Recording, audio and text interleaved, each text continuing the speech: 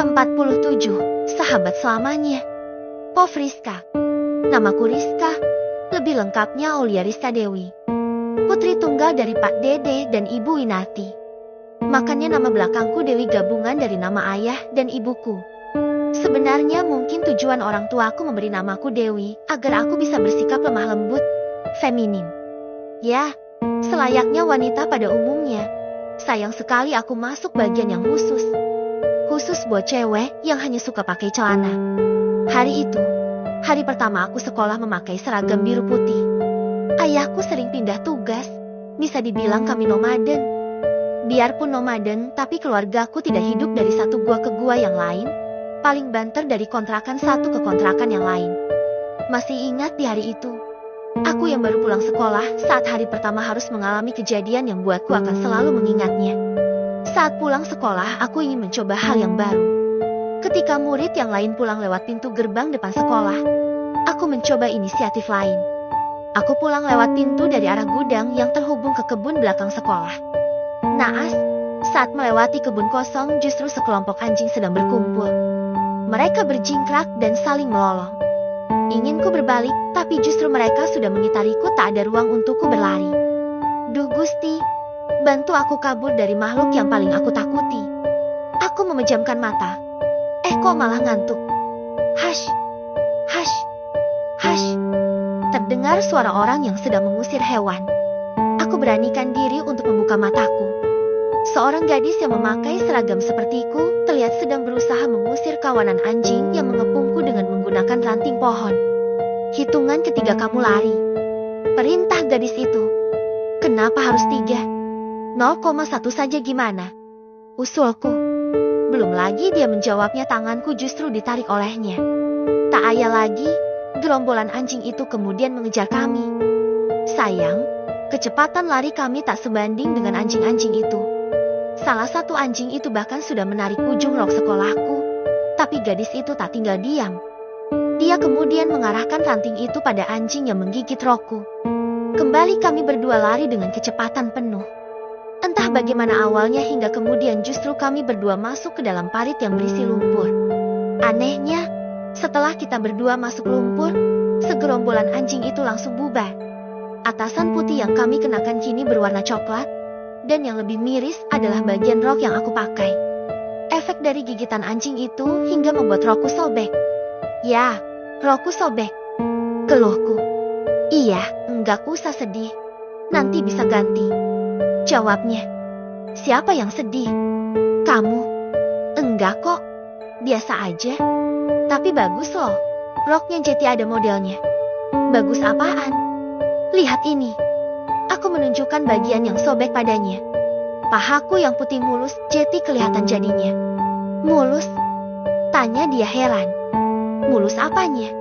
Itu bulat-bulat hitam banyak banget apaan? Bekas koreng kan? Bukan. Ini motif polkadot. Sengaja aku kasih biar gak monoton. Jawabku seraya menggaruk lingkaran hitam pada pahaku. Wah, keren. Gimana kalau sekalian dibuat motif batik? Usulnya. Nah, kan ternyata dia 11-12 denganku. Banyakan dia malah. Mulai dari hari itu, kami berdua Jeti lebih akrab. Seva Lydia Dewi nama yang dia perkenalkan untukku. Dia pintar, bahkan sangat pintar. Sekolah saja dia selalu paralel 1. Sayang sekali, kepintarannya tak seimbang dengan kehidupan ekonomi keluarganya. Ayah Seva berprofesi sebagai tukang becak. Ibunya hanya ibu rumah tangga biasa. Seva juga punya satu adik laki-laki bernama Seno. Lulus SMP aku putuskan untuk melanjutkan SMA yang sama dengan Seva. Seva tentu saja dengan jalur beasiswa. Beda denganku yang harus lewat jalur umum itu pun dengan susah payah. Bukannya aku tidak cerdas, tapi aku memberikan kesempatan anak yang lain dulu untuk masuk. Seringkali Seva hanya berangkat tanpa uang saku. Ketika aku mengajaknya ke kantin, sering dia beralasan puasa, masih kenyang, ataupun yang lain. Kalau alasannya bukan puasa, aku akan membelikannya makanan ataupun minuman yang sama denganku. Sering Seva menolak, tapi tetap aku paksa. Seva itu baik, terlihat tegar, tapi sesungguhnya dia rapuh. Bukan sekali aku memergokinya menangis, tapi dia selalu menyembunyikannya. Aku tahu, Masalah ekonomi keluarga yang jadi pemicunya. Sore itu, aku mendengar kecelakaan adik Seva. Gegas aku menyusul Seva ke rumah sakit. Benar saja dia terlihat sangat sedih. Bu, kunci celenganku mana? Tanyaku pada ibuku yang sedang menonton TV bersama ayah. Mau buat apa? Kan belum penuh celengannya. Jawab ibuku. Kan 2 bu, mau buat Seva. Adiknya kecelakaan. Kecelakaan? Tanya ibu kaget. Terus sekarang gimana keadaannya? Kakinya patah, butuh biaya untuk operasi. Jawabku. Mana bu? Kuncinya. Ibu kemudian beranjak. Tak lama kemudian ibu menyerahkan 2 buah kunci kecil padaku.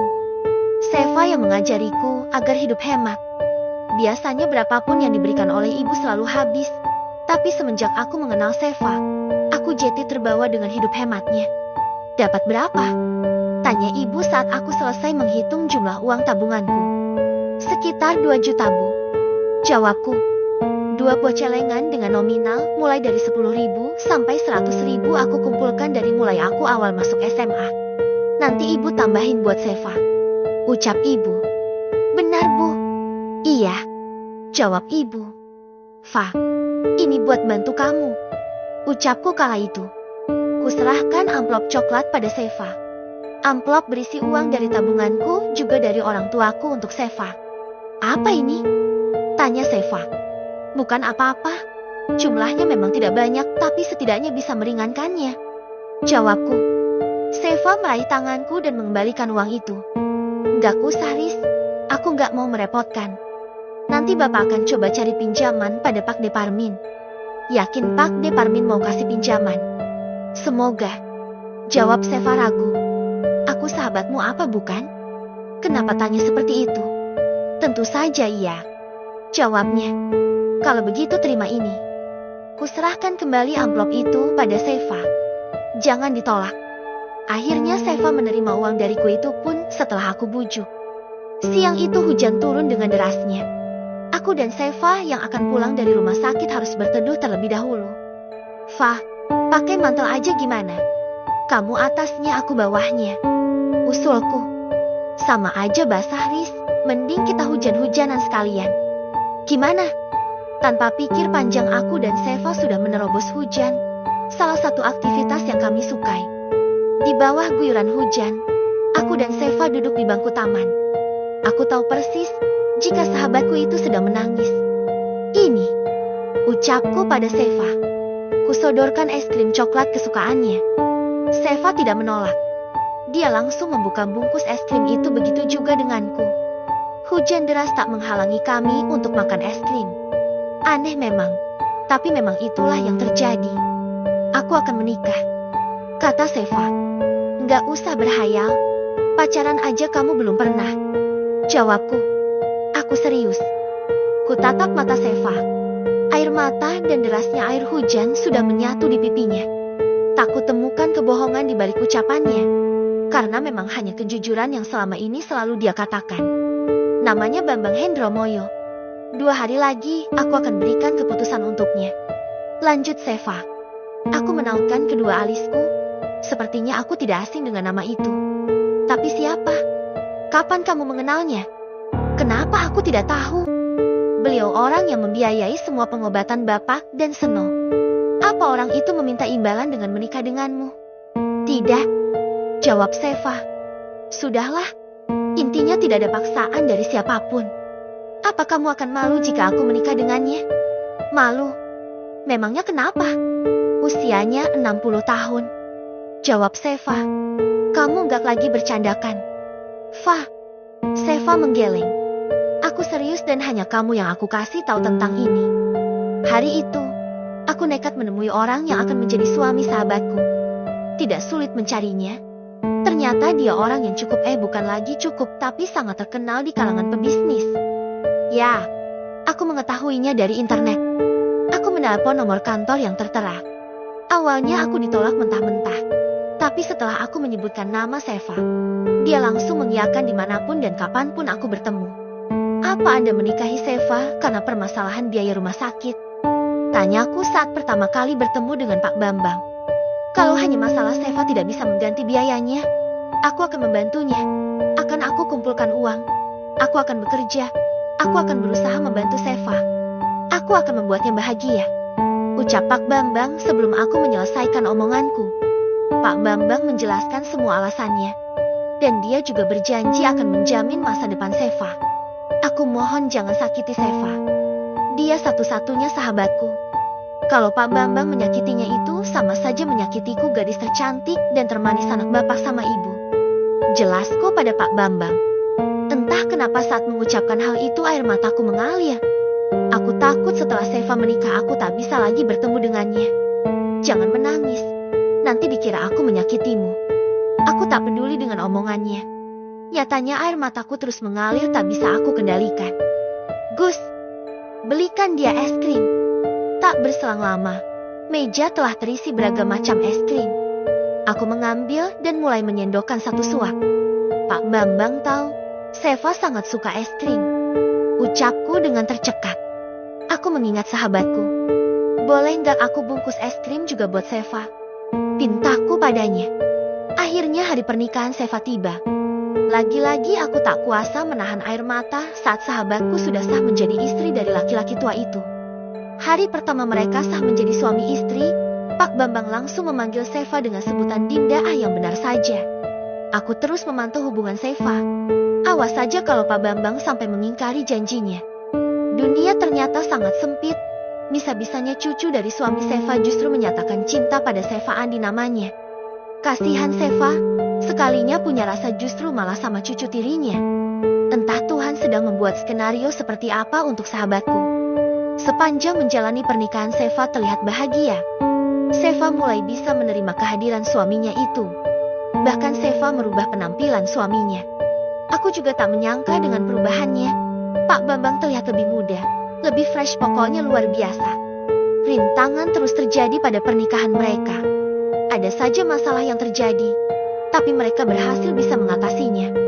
Pak Bambang ternyata juga orangnya sangat baik. Tak seburuk yang aku bayangkan.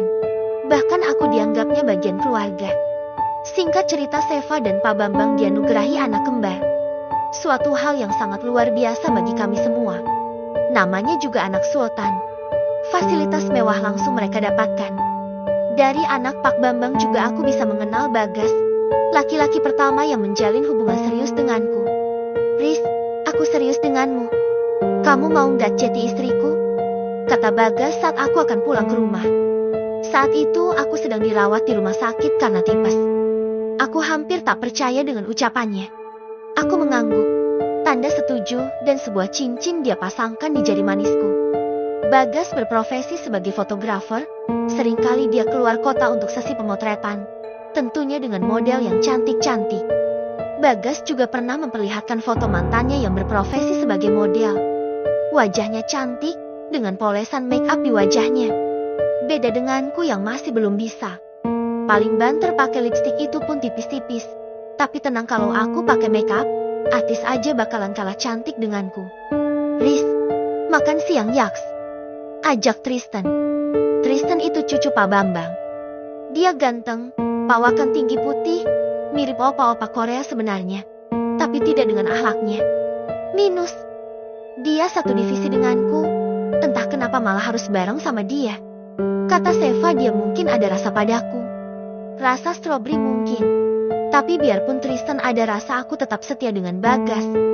Tidak mudah menaklukkan hati Rizka, seorang gadis jelita mempesona bak Ratu Cinderella. Enggak apa-apa kan memuji diri sendiri, yang penting gak lupa harus puji orang lain juga. Wuyuh, buruan Riz, nanti aku traktir. Rayu Tristan. Tanganku yang masih sibuk dengan keyboard ditariknya. Hish, suka banget maksa kamu sih.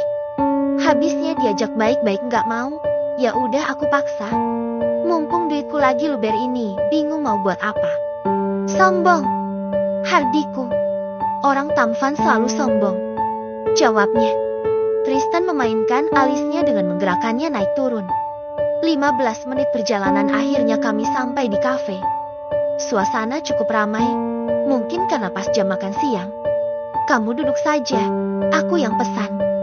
Titah Tristan sambil menyiapkan tempat duduk untukku. Baik juga ternyata dia.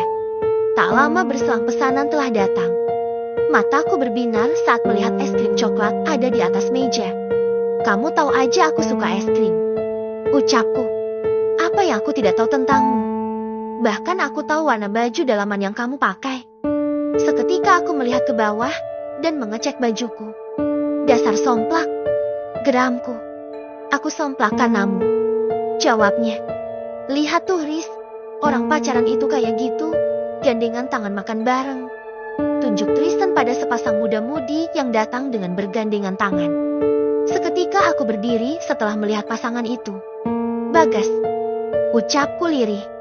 Aku langsung menghampirinya. Hai. Sapaku pada Bagas. Tentu saja dia kaget melihat kedatanganku. Eri Rizka? Jawab Bagas tercekat. Aku melihat ke arah genggaman tangan mereka. Bukannya mereka melepasnya, tapi justru mereka semakin mempereratnya.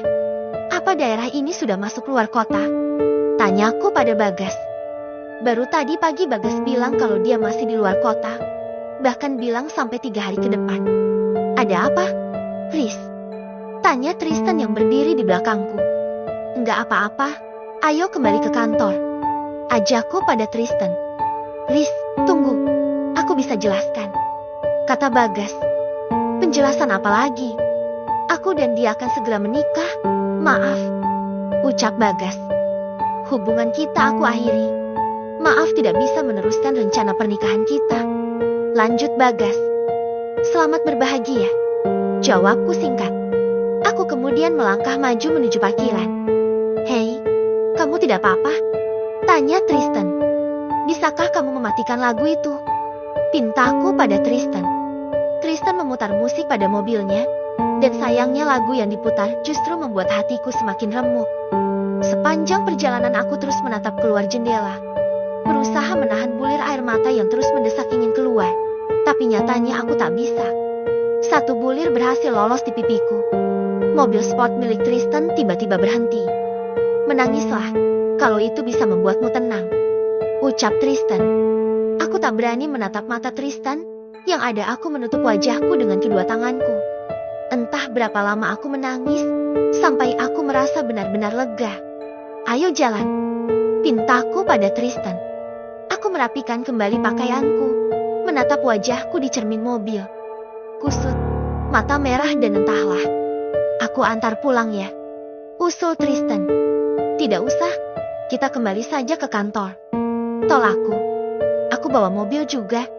Nanti biar aku yang antar mobil itu ke rumahmu. Tawar Tristan. Tidak usah, aku baik-baik saja. Serius. Jawabku pasti. Apa rasanya sesakit itu orang putus cinta? Tanya Tristan. Ya, dan aku baru tahu rasanya seperti ini. Kamu mau mencobanya? Tanyaku. Tidak, terima kasih. Aku hanya mau jatuh cinta tapi tidak mau putus cinta. Kamu mau kan? Apa maksudmu? Tanyaku balik. Enggak maksud dengan ucapan Tristan. Kita sampai. Tristan membelokkan mobilnya ke arah masuk kantor tanpa menjawab pertanyaanku. Di kantor aku tak bisa fokus dengan pekerjaanku. Pikiranku justru terus kepada Bagas. Tega sekali dia memutuskanku sepihak. Awas saja kalau ketemu dia lagi. Akan aku buat dia menyesal. Akan aku rubah penampilanku. Aku mau pakai rok, pakai makeup. Gumamku dalam hati. Pukul 4 sore aku keluar dari kantor. Dengan kecepatan sedang aku memacu kuda besiku. Sebenarnya aku tahu kalau Tristan mengikutiku. Itu terlihat dari spion mobil. Mobil sport yang dipakai Tristan sangat mudah dikenali. Tak mungkin kalau aku sampai salah.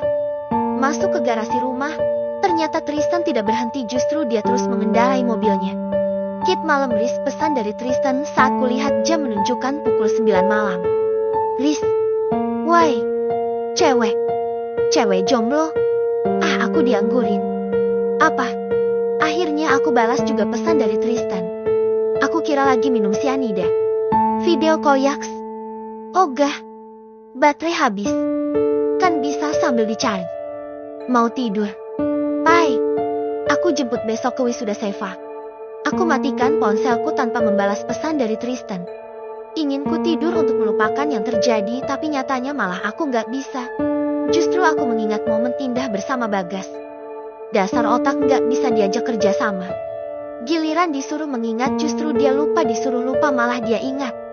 Siangnya aku benar-benar dijemput oleh Tristan. Sedikit tidak percaya dengan rasa sopan yang dimiliki oleh Tristan pada orang tuaku. Tristan meminta izin dengan bahasa dan sikap yang sama sekali tidak kuduga. Bolehlah untuk orang yang notabene lama di luar negeri, sama sekali tidak melupakan ada pada orang tua. Nanti mampir ke toko bunga ya, pintaku pada Tristan. Oke. Satu buket bunga berwarna putih aku minta untuk dilangkai sebagai hadiah wisuda untuk sahabatku, Seva. Ini untukmu, ucap Tristan. Dia memberikanku sekuntum mawar merah. Aku nggak suka bunga, suka juga bunga matahari. Jawabku. Kenapa tidak seperti adegan di sinetron? Tanya Tristan. Biasanya kalau di sinetron gadis diberi bunga akan senang. Mencium bunga lalu bilang terima kasih terus mencium pria itu. Jelas Tristan. Aku terkekeh dengan penjelasan Tristan. Atau jangan-jangan kamu gadis jadi-jadian ya? Lanjut Tristan. Enak aja kalau ngomong. Aku itu gadis tulen. Masih suci bersih belum ternoda. Wow, beruntung banget aku nanti. Sahut Tristan. Kok beruntung? Tanyaku heran. Iya, nantinya aku yang akan buka segel. Maksudnya? Enggak apa-apa. Udah ayo jalan, itu buketnya sudah selesai. Aku keluar dengan membawa buket bunga yang terangkai dengan indah khusus untuk sahabatku Seva. Selamat ya, Va. Ucapku seraya memeluk sahabatku. Di pelukan sahabatku aku kembali menumpahkan air mataku. Seva mengusap bahuku yang terus berguncang. Harusnya ini hari bahagia Seva, tapi justru aku merusak dengan cerita sedihku. Mau bagaimana lagi? Air mata tak bisa aku kompromi. Woi, ngalamun aja, teriak Tristan saat kami sedang di pesawat. Jangan kenceng-kenceng ngomongnya, kenapa? Protesku. Kenapa memangnya? Takut burung yang di luar kaget terus nggak konsen, nabrak pesawat. Jawabku asal. Sejujurnya aku masih nggak habis pikir bisa-bisanya aku dan Tristan mendadak ditugaskan ke Lombok. Pusing aku mikirnya. Memang sih ada insentif khusus selama aku berada di Lombok. Enggak main-main. Dari Pak Bambang langsung aku mendapat 5 kali lipat gaji. 2 jam perjalanan udara. Akhirnya kami sampai di Bandara Lombok. Kemudian kami harus menempuh 2 jam lagi perjalanan darat. Sudah ada mobil yang menjemput sekaligus mengantar kami untuk ke resort di Pantai Senggigi. Pukul 9 malam. Akhirnya aku bisa merebahkan tubuhku di kasur resort. Lelah, tentunya. Ponsel sengaja aku matikan setelah memberi kabar pada ibu kalau aku sudah sampai. Tak butuh waktu lama, aku sudah terbuai ke alam mimpi. Tok tok tok. Rizka. Terdengar suara Tristan yang terus menggedor pintu kamarku. Ah, mau ngapain sih dia? Rizka, buka pintunya. Penting. Tok tok tok. Rizka, buka pintunya. Kita harus kembali sekarang. Duh, mau apa lagi si Tristan? Masih ngantuk rasanya. Dengan malas aku mengumpulkan nyawa yang belum terkumpul, lalu beranjak dan membuka pintu. Kakek kecelakaan, sekarang kritis. Kita pulang sekarang. Kata-kata dari Tristan sangat mengagetkanku. Baru kemarin suami Seva masih baik-baik saja. Tapi sekarang, jangan bengong. Ayo siap-siap. Dengan terburu-buru aku menata kembali pakaianku dan kembali memasukkannya ke dalam koper. 2 jam kemudian aku kembali sudah berada di bandara. Sudah ada orang yang mengatur penerbanganku, juga Tristan. Tristan tampak begitu khawatir. Berkali-kali dia mengubah posisi duduknya di pesawat. Dia yang biasanya tak berhenti bicara, kini justru diam tanpa suara. Sesampainya di rumah sakit, kami langsung menuju ke ruang ICU. Ruang di mana Pak Bambang dilawat. Di depan ruang ICU sudah ada ibu juga Seno. Sedangkan di balik kaca terlihat Seva tengah menunggu suaminya. Tristan langsung mengganti pakaiannya dengan baju khusus pengunjung, begitu pula denganku. Va, panggilku pada Seva yang terlihat menunduk, dengan kepala dibebankan pada kedua tangannya. Riz, ucap Seva. Wajah Seva sangat pucat dengan air mata membanjiri pipinya yang putih. Kata ibunya Seva, dia tidak mau makan semenjak kemarin. Seva langsung menghambur memelukku. Kanda, Riz, ucap Seva di sela tangisnya. Sudah, tenanglah, suamimu pasti akan segera sembuh. Dia belum membuka matanya dari kemarin, Riz. Aku takut, aku sangat. Belum lagi Seva menyelesaikan ucapannya. Tubuh Seva sudah terlebih dahulu luruh ke lantai. Seva